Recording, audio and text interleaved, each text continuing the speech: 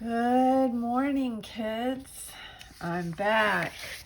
Ever popular video. After this video, we should be done with Taylor Series Note Sheet B. On yesterday's last video, we ended up with example 5, and so today we're going to do example 6, and this will be the end of those notes. So let's look. Hopefully you found example 6, and that's not too great of a task. Here we go. In this example, it says we have some function f, and it has derivatives of all orders at x equals 0. Let p of n be an nth degree Taylor polynomial for f about x equals 0. Here we are. We know that f of 0 equals -4. We know the first degree Taylor polynomial at 1/2 equals -3. We want to show that the first derivative term coefficient would be 2. So this is sort of like a puzzle. We love puzzles, don't we? I know I do. So we're going to set this up. We can write a first degree Taylor polynomial, right? That would be f of 0, and then we would add to it the derivative at 0, and we would multiply this times x minus 0. Looky there, and that would be a linear equation. Aha! So here's our puzzle. What pieces do we know? We'll look at staring right here, hitting us in the face. We know that f of 0 is -4. And aha, that's what we're looking to find, the derivative, first derivative at 0. And this is just going to be an x, right? So I'm just going to write an x right there. Okay, what other pieces have we been given? Oh, look right here. We've been given p, the first degree value of p at 1/2 is -3. So I'm going to plug in a 1/2 for my x's, so I know p 1/2 equals -4 plus the thing we're trying to find, and that x is a 1/2. And now what can I do over here? You guessed it, I can replace this p sub 1 of 1/2 with a -3, and we're going to work some math magic. I need all the help I can get here. All right, it appears to me that we have to add 4 to the other side, making this 1 equals f prime of 0 at 1/2. And what's our last step? You guessed it. Let's multiply that 1/2 over, making this a 2. And lo and behold, we have in fact answered the question. Looky there, f prime of 0 equals 2. Wow, perfect. All right, I don't think I made any mistakes yet, but I have you guys to find those for me. Now you just have to send me a message about them. All right, so part B, what does this say? Same yada, yada, yada. It is known that the second derivative at 0 is -2/3. That's a coefficient. And the third derivative at 0's coefficient is 1/3. Find a third degree. This means find the third degree Taylor polynomial. Well, we have to take our knowledge from before. We know that f of 0 equals -4. We were told that in the beginning. And then we just found this first derivative at 0 equaled 2. Quite handy, wouldn't you say? So in order to now write our third degree Taylor polynomial at 0, we need to use f of 0 plus the derivative, first derivative at 0 times x, right? And this would be over 1 factorial. I mean, this is over 0 factorial, but we don't write that, right? Because that's 1 and that's a 1. And then let's see, then we'd have to take the second derivative at 0, and that would go over 2 factorial. So I'm just reminding us of how this pattern has to work. And if we need a third degree, we'd need to know the third derivative at 0. Whoops, this needs to be x squared, doesn't it? And this would be over 3 factorial, and this would be x cubed. I guess I don't really need those parentheses around my x's, do I? So this is x to the 0, which would just be 1, x to the first, x to the second. So that's the pattern we need. What information do we have? All right, that's the puzzle. Here we go. Don't we know f of 0 is -4? We found that f prime of 0 was 2, so I'm going to say plus 2. I need to smack an x in there. And this is over 1 factorial, so I can leave that guy out. And then what do we got? Our second derivative at 0, the coefficient is negative 2/3, so that would be minus 2/3, and I'm just going to write it like this for now, over 2 factorial, and then we'd have x squared, right? And the third derivative's coefficient would be a 1/3.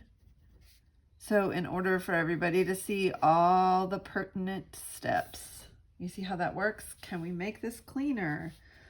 I bet we can. So we're going to have negative 4 plus 2x. If I simplify all this, I do believe that that's going to be minus 1/3 with an x squared now. And if we simplify all of this, does it look like plus, wait, what's 3 factorial? Oh, that's 6 times 3. Would that be plus 1 over 18 x cubed? All right. How are we feeling about all that? Pretty good? And that, in fact, would be our third degree Taylor polynomial at 0. There we have it. Okay, not too terribly bad.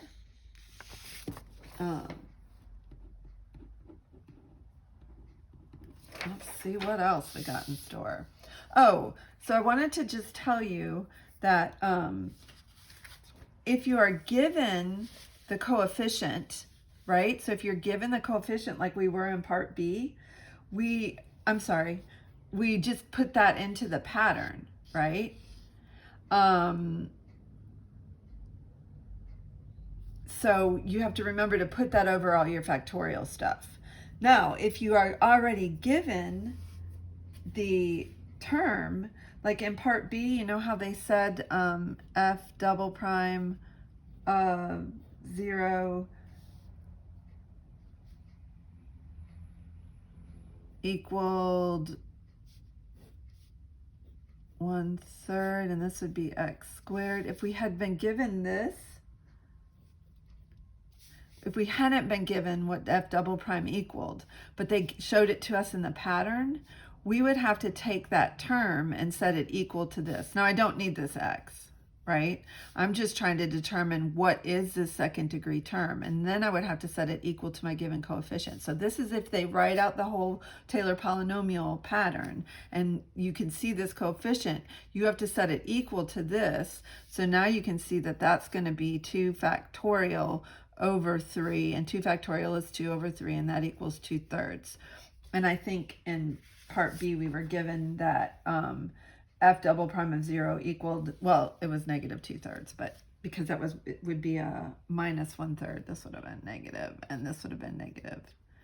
Okay, so just note to self that you could be given the information in 2 different ways. How do you deal with it? And now the big question comes, how do we deal with part C here? So now in part C, they're saying some function h has a first derivative given by h prime equals f of 2x. And it is also known that h of 0 is 7, which would be an initial condition. Remember those? Okay. Find a third degree Taylor polynomial for h at x equals 0. So we have h prime. I hope you're all thinking in your head, ooh, I bet I have to integrate this to get to h, and you would be correct. And then this information is going to help me find my plus c. All right. So how do we go about this? Well, we have our Taylor polynomial that we just created, and that was negative 4 plus 2x minus 1/3 x squared. What was next? Plus, it was 1 over 18 x cubed. Remember this? Remember yesterday we learned how to build new polynomials? So right here, I am going to build this polynomial by replacing all my x's with 2x. So negative 4 plus, we'll have 2, let's write it out in steps. This would be 2x squared plus 1 over 18, 2x, and then cubed. I'm hoping. All right, so what does that look like if we make it pretty? All right, negative 4 plus 4x, right? I'm done that math correctly. God help me if I can't. All right, this is going to be 4x squared. So we'll have minus 4/3 x squared. Whew, I hope so. Plus, this is going to be 2,468 over 18. We can divide that by 2 and get 4 over 9x cubed. Oh, hope that math is correct. As you can see, I'm known for my little mistakes here. Okay, so now here's what we know. This is h prime, right? So if I integrate h prime equals, I'm going to integrate this side. X minus what? Oh, goodness. All right, minus 4/3 x squared plus 4/9 x cubed. So I'm going to integrate both sides. So clearly I'm going to have h of x over here. Yay. And over here, let's put our c in the front. And we'll have negative 4x. All right, integration, here we go. Plus 2x squared minus 4, that's going to become 9th x cubed. This term's going to drop off because I just need 3rd degree, so I'm not worried about that one. Okay, so I'm not even going to integrate that. So now I have this, and see what I said before, that we have this initial condition. We now know if we let x be 0, all of these terms go away, right? And c would equal 7. X equals 0, c equals 7. So, final answer. You ready for this? Let's see, I know there's shadows. This technology. I'm going to have 7 minus 4x plus 2x squared minus 4/9 x cubed. Whoa, look at there. Wonderful. That's perfect. Sort of. Let me know if I have any mistakes in there. So that's going to be it for the video for now. I'm holding a help session on homework questions. If you guys could go into the discussion post on eClass and post some questions that you have, I'm going to send a link to enter the live help session, and I'll be working out homework problems. And hopefully we will all proceed with this digital learning and keep it exciting. All right, talk to you soon. Ta.